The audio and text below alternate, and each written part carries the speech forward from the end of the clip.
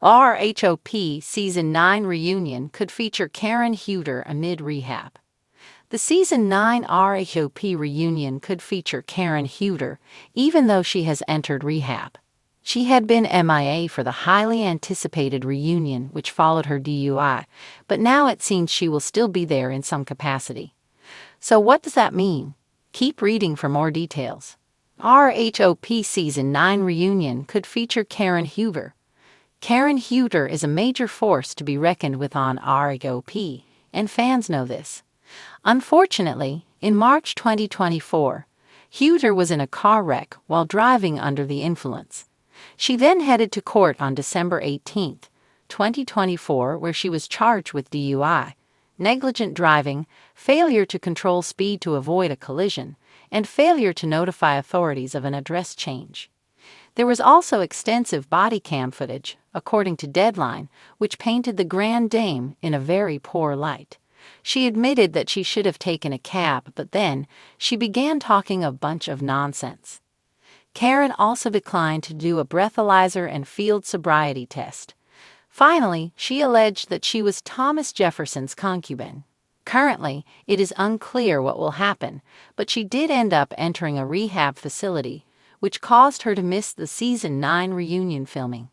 Some initially felt she chose to skip it, which is the kiss of death for Housewives.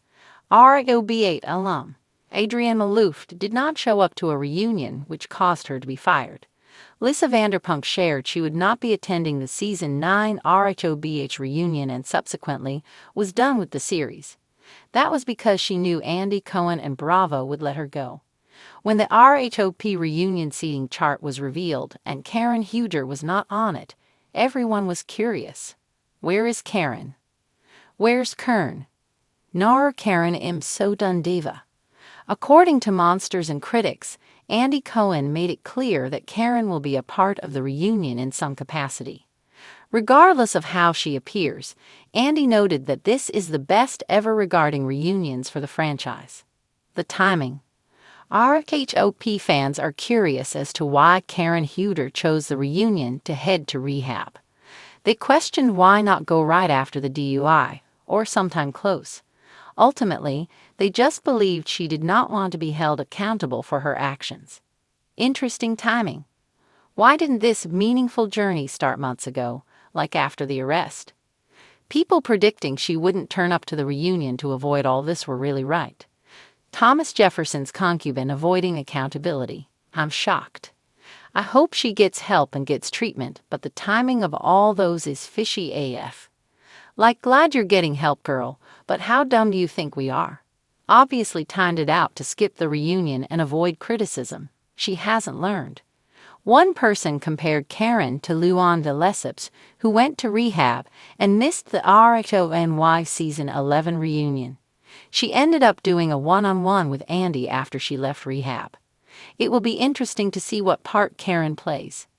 The stage was set, glittering under the harsh lights of the reunion set. The infamous couches were adorned in jewel tones, symbolizing the opulence and drama that had defined The Real Housewives of Potomac Season 9. Andy Cohen, dashing in a navy suit with a mischievous sparkle in his eye, shuffled through his stack of note cards. Fans have been buzzing online for weeks, speculating about the seating arrangement, the unseen footage, and most importantly, Karen Huger's unexpected absence this season. The Grand Dame had stepped away from the chaos midway through the season, citing personal growth and a journey towards self-discovery. Rumors swirled that Karen had checked into a luxury rehab center in Arizona.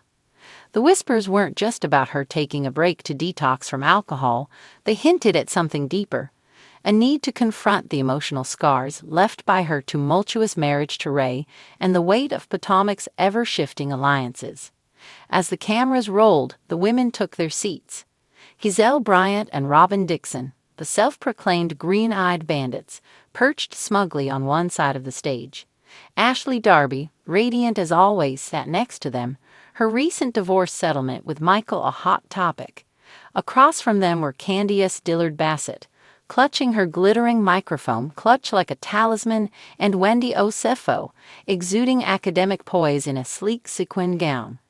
Mia Thornton completed the lineup, her recent financial woes and explosive fights promising to deliver plenty of reunion fireworks. But one seat remained conspicuously empty, a seat draped in gold fabric with Karen Huger's name emblazoned on a placard. "I know everyone has been waiting for answers about Karen," Andy began, his voice tinged with intrigue. "And trust me, we've got a lot to unpack today." The ladies exchanged knowing glances. Giselle smirked, leaning forward. "I mean, she's probably off in some crystal garden, meditating or something," she quipped. "Or avoiding the truth," Robin added, her tone clipped. Before anyone could respond, the screens behind Andy lit up. A video montage played, chronicling Karen's journey throughout the season. Her tearful goodbye at her last group dinner, candid confessionals about feeling lost, and most intriguingly, footage from an exclusive interview she had filmed from Rehab just weeks prior. The video cut to Karen, glowing with a serenity that felt almost otherworldly. She wore a simple white blouse, her hair pulled back in a soft bun. "I needed to step away," she began, her voice steady. "Not just from the group, but from the version of myself I had become. The Grand Dame is always polished, always perfect, but beneath that perfection was a woman who needed to heal." The montage ended, and the room fell silent. Even Giselle seemed momentarily at a loss for words. Andy cleared his throat, the hint of a smile creeping across his lips. "Ladies, I think it's time to hear from the woman herself." The sound of heels clicking against the floor echoed through the studio. Every head turned as Karen Huger entered, resplendent in a gold gown that seemed to shimmer with every step. Her entrance was met with gasps, applause, and predictably, a bit of side-eye. Karen took her seat gracefully, casting a serene smile across the room. "Hello, ladies," she said, her voice carrying the warmth of someone who had nothing left to prove. "Well, well," Giselle drawled, crossing her legs. "Look who decided to join us." Karen met her gaze without flinching. "You didn't think I'd miss this, did you?" Andy wasted no time diving in. "Karen, first of all, welcome back. Can you tell us a little about your time away and what led to your decision to enter Rehab?" Karen took a deep breath. "It wasn't an easy decision, Andy. For years I've carried the weight of being the Grand Dame, of representing something bigger than myself. But behind closed doors, I was struggling with my marriage, with my identity, and yes, with my relationship with alcohol. It wasn't about drinking too much. It was about what I was trying to numb. Rehab wasn't just about sobriety. It was about facing my truths." The room was quiet, the tension palpable. Even Giselle's usual snark seemed to take a backseat as Karen spoke. "Was it hard watching the season unfold from a distance?" Andy asked. Karen nodded. "It was like watching a storm you can't control. I saw alliances shift, I saw truths twisted, and I saw my name brought up in ways that hurt. But it also gave me clarity. Sometimes stepping away is the only way to truly see things for what they are." Ashley leaned forward, her tone surprisingly gentle. "Karen, I think it's really brave of you to share this. But I have to ask, how do you feel about some of the comments the group made about your absence?" Karen's gaze swept the room. "I heard the whispers. I know some of you thought I was running away. But let me be clear, I wasn't running from anything. I was running toward something. Toward healing, toward understanding, and toward becoming the best version of myself."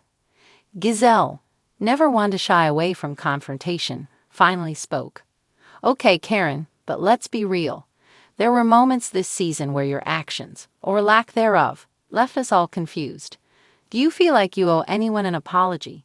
Karen's smile didn't waver. "I think we all have things to apologize for, Giselle. But what I owe most is to myself, to show up authentically and unapologetically. And that's exactly what I'm doing now." The conversation turned fiery as old wounds were reopened. Candy S. questioned Karen's loyalty during the infamous winery debacle.